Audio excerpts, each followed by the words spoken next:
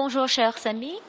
Nous avons eu, c'est maintenant le deuxième jour d'une retraite du cabinet très constructif. On est vraiment focusé sur l'économie et la classe moyenne. On a juste discuté le logement et hier, on a commencé notre retraite avec une discussion, avec une présentation de la ministre des Finances, du contexte fiscal et le contexte économique. We have been having some really constructive conversations here at our cabinet retreat. Our focus really has been and will continue to be the economy, and how the Canadian economy can deliver for the Canadian middle class. We've had a particular focus on housing and just had a really constructive discussion with some housing experts from across the country sharing some great ideas. We kicked off the retreat last night with a presentation that the Prime Minister asked me to give on the fiscal and economic context and the fiscal responsibility that needs to underline all of our work to deliver for Canadians. Et maintenant, Anita, peut-être tu veux ajouter quelque chose? Merci beaucoup. Bonjour tout le monde. C'est un grand plaisir d'être ici comme présidente de la Conseil du Trésor. We had a very important discussion last night about fiscal management and prudence in government expenditures. And of course, recently, I asked all of my ministerial colleagues to ensure that they were examining their respective portfolios so that we can deliver a budget commitment of this year's budget for $15 billion over 5 years in refocused spending. And that's how I would like us to understand the request to my colleagues and their respective ministries, that we are really refocusing our spending from pandemic-type spending to the broader economic priorities of our country, la santé, les avantages dentaux, the Canada Child Benefit, and $10 a day childcare. And so in order to deliver for Canadians on these very large priorities, we need to make sure that our fiscal house is prudently managed. And that's what I'll be bringing to the portfolio. That was the reason I wrote the letter to my colleagues. And of course, they're very receptive to ensuring that we are managing the government's finances, which is ultimately taxpayer dollars, prudently, efficiently, and effectively. Merci beaucoup. Et Randy? Merci Nina, merci Christia, bonjour tout le monde. Je veux juste commencer en disant que nous sommes ici pour adresser les défis qui font face à la classe moyenne ici au Canada et le fait qu'on est vraiment à côté des Canadiens et Canadiennes en ce qui concerne les préoccupations de logement, les préoccupations avec le coût de la vie, et c'est pourquoi nous sommes ici réunis. And as Liberals, we understand that fiscal responsibility is the foundation of everything that we're able to do and that we want to do. And if we talk about growing an economy that works for all Canadians, investing in a green economy, making sure that we have, for example, in my own backyard, the world's first net zero cement plant, Heidelberg Materials, it's because we are able to make those investments because we have a fiscal frame that hangs together and works together. And when it comes to the labor force and making sure that the growth that we want to see and continue to have in the country is about making sure that people have access to the skills they need and want so they can get that first and best job that they hope to have. And those are the kind of conversations we're having here today and tomorrow. And we look very much forward to a bright future as we get through some current economic challenges, but we know that brighter days are ahead. So we look forward to your questions. Do you think that the national housing strategy needs to be revisited, or that it needs to be reworked for the problems that now exist today? It's only 6 years old, but there is talk that a new one is coming. Our government has been focused on housing since actually the first election I ran in, since my by-election in 2013. It was a major focus of our campaign in 2015, and it has been a focus every year since then. In the most recent budget, we included some important additional investments in Indigenous, urban, northern housing. And, we really understand that this is a core challenge for Canadians. we've done some important things. I would maybe emphasize here the First Home Savings Account, which came online in April. And the financial institutions have been positively surprised by the number of Canadians who have opened accounts, are using that to save for their first home. So there's a lot of stuff that we've done and stuff which is coming on stream. The Housing Accelerator is another really important program, which actually we discussed in this panel, and that is just starting to deliver for Canadian municipalities right now. So there's a lot in the pipeline, but we absolutely understand there is a lot more as a government, as a country, we need to do when it comes to housing. And look, the reality is we believe in a Canada which is growing. We believe in a Canadian economy which is growing, in Canadian people who are becoming more prosperous, in a Canadian population which is growing. And if that is the kind of Canada you believe in, we have to build more homes and we have to build them faster. And that absolutely was the focus of the conversation we've just had now. Est-ce que vous avez discuté d'une diminution des seuils d'immigration? Est-ce que vous avez discuté d'une diminution des seuils d'immigration comme solution à la crise du logement? Je sais que notre collègue, le ministre Miller, a déjà parlé avec vous concernant l'immigration. Et on est tous d'accord avec ce que le ministre Miller a dit. On comprend l'importance de l'immigration pour notre pays. Tous les pays du monde, tous les pays de l'Ouest aujourd'hui faire face à une crise démographique. Le Canada est chanceux parce que nous sommes un pays qui est prêt à accueillir les immigrants. C'est un avantage économique pour nous aujourd'hui et pour demain. Mais vous avez raison que c'est important d'assurer les Canadiens qui sont ici, surtout pour assurer la jeunesse canadienne et pour assurer les immigrants, les nouveaux Canadiens, qu'on aura assez de logements pour tout le monde. Alors, on a du travail à faire et on est tous d'accord avec le Premier ministre qui a souligné l'importance du logement en créant une grande discussion sur le logement avec des experts de tout notre pays pour trouver des solutions additionnelles qu'on pourra mettre en place. On the spending review, you're talking about saving less than 0.1% of money that the government spends over 5 years. The Business Council of Canada calls that a rounding error. How do you convince Canadians that you're serious about this when it's such small numbers over 5 years that you're talking about? When the budget's 550 billion, you're saving 15 billion over 5 years. It doesn't seem like a very substantive exercise in cutting the federal government's costs. So let me say a couple of things there. First of all, when it comes to the 15 billion in repurposed spending, this is not new news. This was a commitment we made in the budget in the spring, and that commitment underpins the entire fiscal forecast that the budget was based on. So this is something we said months ago that we would do. People have been working really, really hard on putting it in place. And my wonderful colleague, the President of the Treasury Board, has taken the next step to act on this, to deliver on what we promised. In terms of the broader question of government and fiscal responsibility, let me just say this.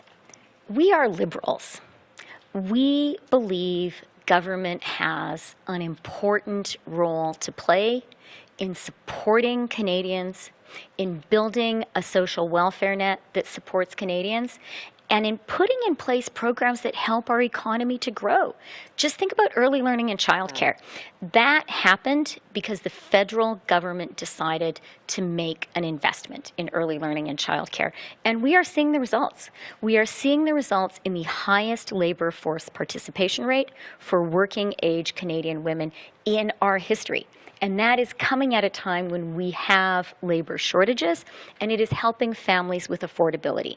So our approach is we need government, and government must do important things for Canadians, for the economy, for Canadian people, including, by the way, in housing. We also understand, I'm just going to finish, Anita. We also understand that government is able to deliver for Canadians when government operates on a responsible fiscal footing. And that, by the way, is a profoundly liberal conviction. It was Jean Chrétien and Paul Martin that did the very hard work of fighting to get the AAA rating that Canada currently enjoys. And what we are committed to is doing the things Canadians need us to do and maintaining that responsible fiscal foundation. And we are doing that. Canada, it has a AAA rating, notwithstanding the great investments we've made in Canadians. We have the lowest deficit in the G7, and we have the lowest debt to GDP ratio in the G7. We understand that if we want to continue to do big things for Canadians and build those things on that firm fiscal foundation, we have to be thoughtful about where the money is spent. And so that's why, the repurposing of spending of $15 billion, absolutely the right thing to do. And absolutely, that $15 billion is already in the fiscal forecast. The fiscal forecast and the budget that we tabled in the spring includes that $15 billion of savings so that we could fund the programs that were outlined in the budget. So it's not a new savings, it's something built into the fiscal track, and it is an approach which is very fiscally responsible and very in tune with generations of Liberal and progressive leaders in Canada. And just building on that, it's $15 billion over 5 years and then about $4 billion thereafter. And the exercise is extremely important. Spending reviews have been part of previous governments. But what we are asking departments across the government to do is to take a look at your expenditures and determine where there is the possibility to refocus that spending so that we can continue to deliver for Canadians in the large projects like childcare and dental care and health care and $10 a day childcare at that. The other part of the work of the Treasury Board that is relevant here is in cutting red tape.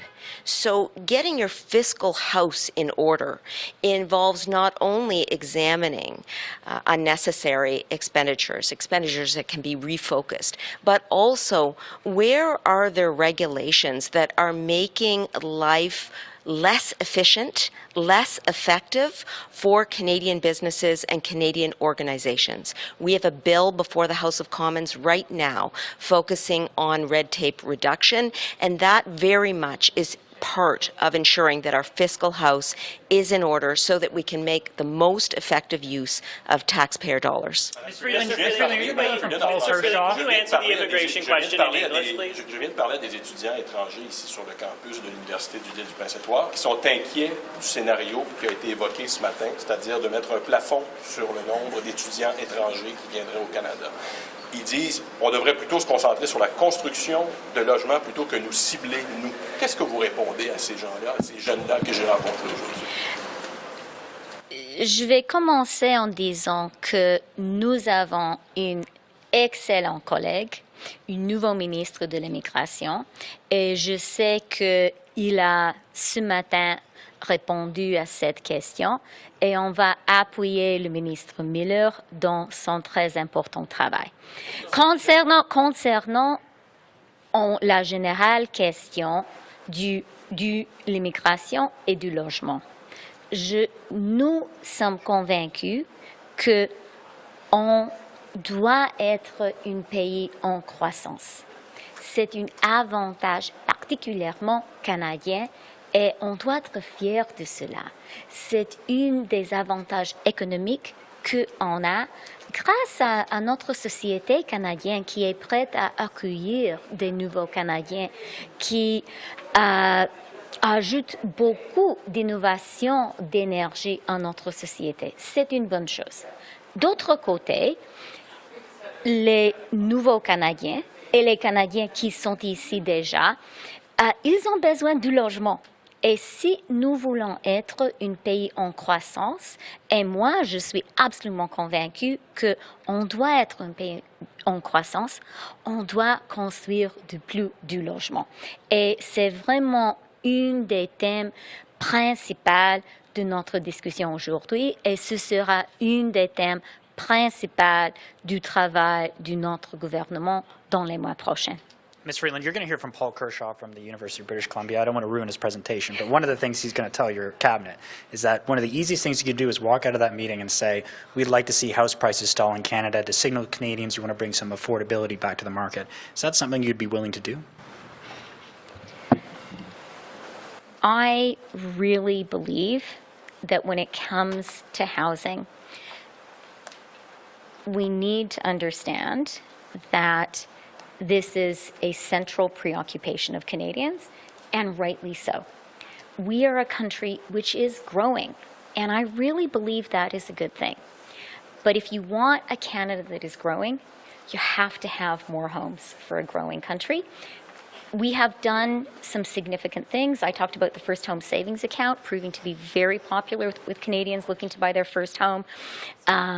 I am very optimistic that the National Housing Accelerator Fund is going to make a real difference because it's kind of a race to the top for municipalities and encourages them to do what works for their city to get more homes built. So we absolutely recognize we need to get more homes built.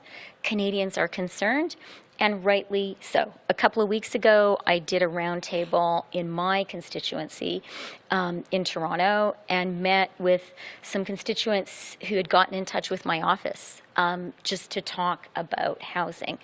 And it was really useful to hear from them and to hear, you know, I think there is particularly a generational equity concern, and we really need to be sure that young Canadians are able to afford a place to live. So that is for sure a concern, a preoccupation of ours. And for us, the solution is build more homes faster because that's what our growing country needs. You can support dialing back immigration levels to help alleviate some of the housing supply issues that we're dealing with. Do you think there should be less arrivals every year to try to, you know, make the situation a little better for folks that are already here?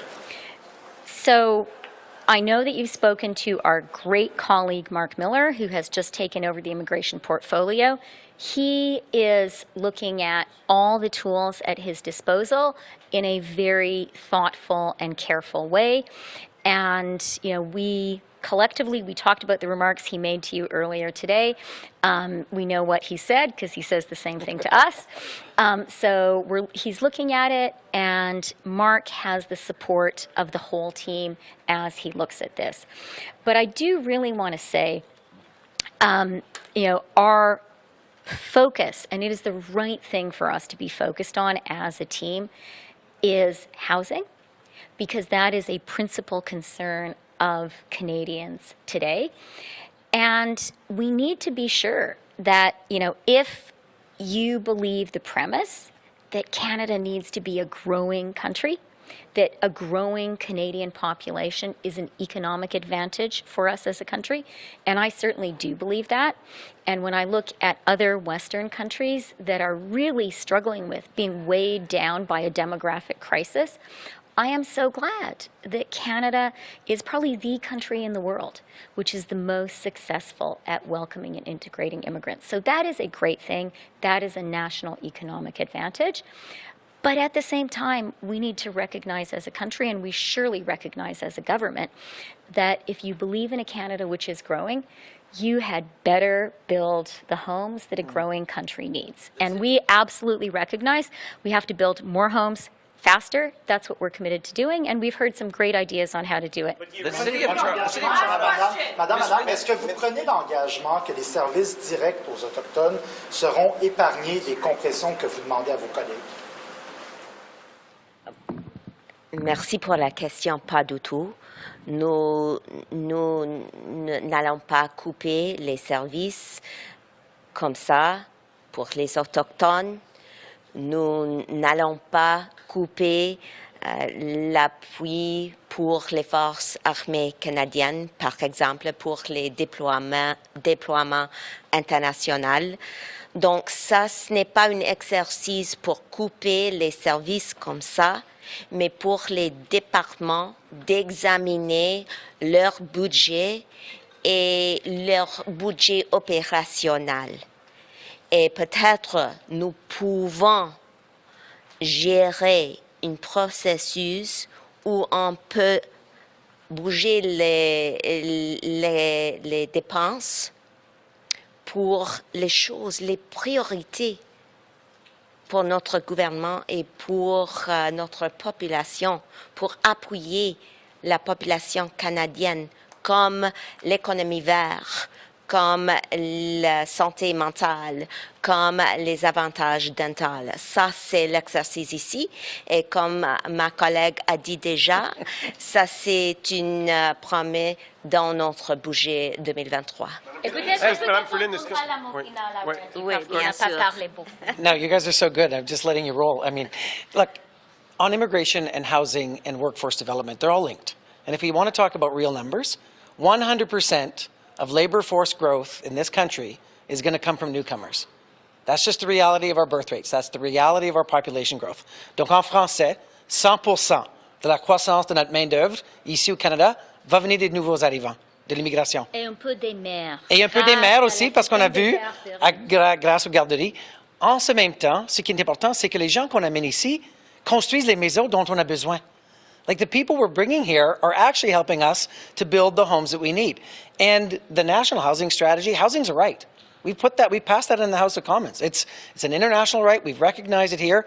And the Government of Canada is going to continue with our National Housing Strategy to get the work done. But we also need the private sector to do its part, because this is a partnership between the federal government, the provincial governments, and the private sector. And when it comes to workforce development, there's a lot of levers that we can pull on in partnership with provinces. But we're going to make sure that those levers are actually focused on this preoccupation, very important preoccupation of Canadians right now, which is how do they get their first and best home, and how do they have that kind of future that they want to see for themselves. And that's with us making sure that people have the skills and the jobs they need, that we have robust immigration, and that we have the private sector and the federal government working together to respond to housing needs. Merci. OK, merci beaucoup.